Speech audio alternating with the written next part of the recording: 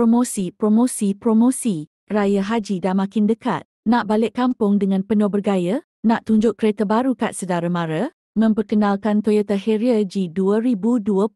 Generasi keempat MX-U80. Kereta ini hadir dengan original report, original mileage, dan original grade, jaminan kualiti terus dari Jepun. Dibekalkan dengan enjin 2.0 liter, M20A fokus berkuasa, 170 PS dan 201 torque. Dipadankan dengan transmisi 10, kelajuan direct shift hybrid. Pemanduan terasa lancar, bertenaga dan menjimatkan. Chassis pula menggunakan platform TNG baharu lebih kukuh. Kurang body roll, lebih tegap dan mantap atas jalan. Ditambah pula dengan soundproofing yang ditambah baik, menjadikan ruang kabin lebih senyap dan selesa berbanding model sebelumnya. Dari segi keselamatan, lengkap dengan 6 airbag dan sistem Toyota Safety Sense. Ada lane keeping assist, adaptive cruise control ACC, sistem brake automatik, dan pelbagai lagi bantuan pemanduan. Memang selamat dan tenang sepanjang perjalanan. Nak bukti penjimatan minyak?